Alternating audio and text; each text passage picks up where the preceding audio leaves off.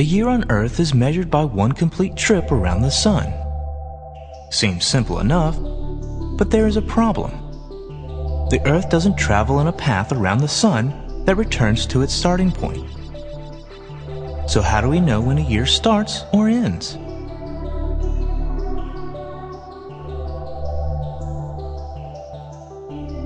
Well, one way, called a sidereal year, measures our orbit against the distant stars.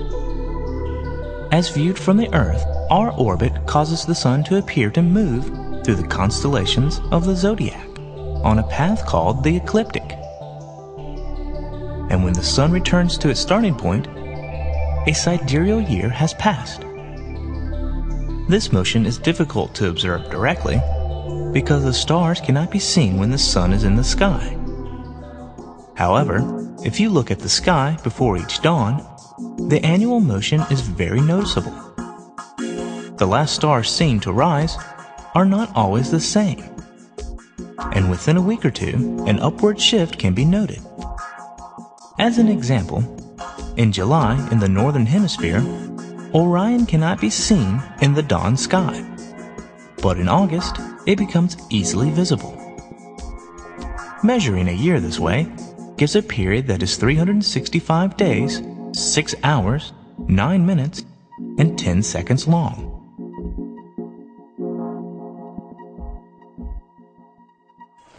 Another possibility is to measure the year against the passing of the seasons. Because of the tilt of the Earth on its axis, the position of the Sun in the sky changes from day to day throughout the year. If we were to take a picture of the Sun at noon regularly throughout the year, we would see the Sun moving on this path called an analemma. On the days in its orbit when the Earth is at a maximum tilt towards or away from the Sun, the length of the daylight is at a maximum or a minimum. These days are called solstices, and the Sun will be at the top left or bottom right of the analemma. On the days when the Earth's tilt is perfectly sideways to the Sun, the day and night are equal in length. These are the equinoxes, and the Sun will be at this crossover position in the analemma. When the Sun goes from one vernal equinox to the next, a tropical year has passed. Measuring this way gives a year that is 365 days, 5 hours, 48 minutes, and 46 seconds long.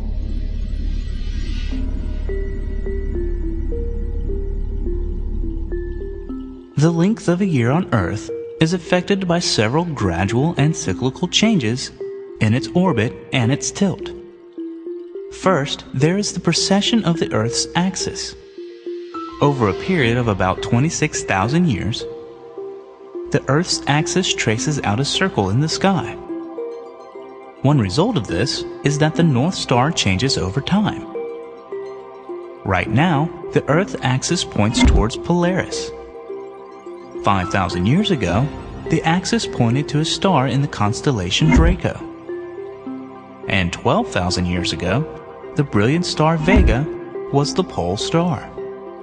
And because of the 26,000-year cycle, Vega will be the pole star again in 14,000 years. The precession of the equinoxes is caused primarily by gravitational forces of the Sun and the Moon acting on the Earth. While the axial tilt is the primary cause of seasons on the Earth, the distance from the Sun, which changes throughout the year because of the elliptical shape of the Earth's orbit, contributes a small bit of temperature variations throughout the year as well. When the axis is aligned so it points towards the Sun during perihelion, one hemisphere will have a greater difference between the seasons, while the other hemisphere will have milder seasons. The hemisphere, which is in summer at perihelion, will receive much of the corresponding increase in solar radiation. But that same hemisphere will be in winter at aphelion and have a colder winter. The other hemisphere will have a relatively warmer winter and cooler summer. When the Earth's axis is aligned such that aphelion and perihelion occur near the equinoxes, the northern and southern hemisphere will have similar contrast in the seasons. At present, perihelion occurs during the southern hemisphere's summer, and aphelion is reached during the southern winter. So the southern hemisphere seasons are somewhat more extreme than the northern hemisphere seasons when other factors are equal.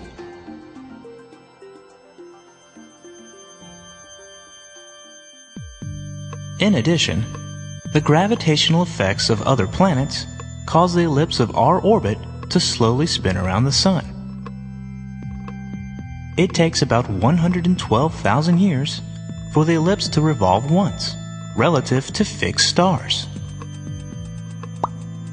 When considered together, the two forms of precession add, and it takes about 21,000 years for the solstice to go from aphelion to aphelion. The dates of the perihelion and the aphelion advance each year on this cycle, an average of 1 day per 58 years. The eccentricity of the Earth's orbit is a measure of how round or how oval the orbit shape is. Over thousands of years, the eccentricity of the Earth's orbit varies as a result of gravitational attractions among the planets, primarily Jupiter and Saturn. The orbital eccentricity cycles with a period of roughly 100,000 years. As the eccentricity of the orbit evolves, the semi-major axis of the orbital ellipse remains unchanged, so the length of the sidereal year remains unchanged.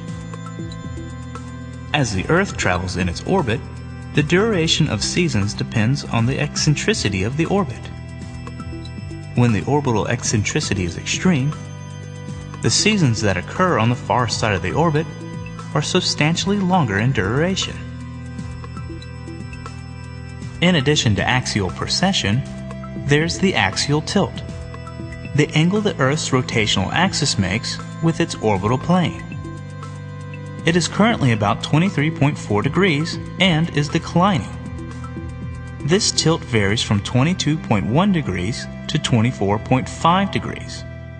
It makes one complete tilt and back every 41,000 years. This change in tilt is directly related to ice ages on Earth. The last maximum tilt occurred in 8700 BC, and the next minimum tilt will happen in 11,800 AD. The inclination of Earth's orbit drifts up and down relative to the present orbit, with the cycle having a period of about 70,000 years. And the orbit also moves relative to the orbits of other planets as well. By calculating the plane of unchanged total angular momentum of the solar system, we can define the orbital plane called the invariable plane. It is approximately the orbital plane of Jupiter.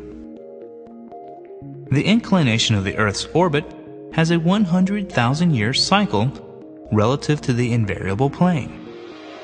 This 100,000-year cycle closely matches the 100,000-year pattern of ice ages.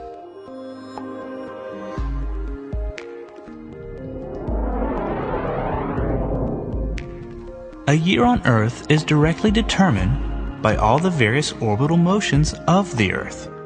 So, if someone tells you how many years old they are, you might ask them, is that sidereal, tropical, or anomalous years?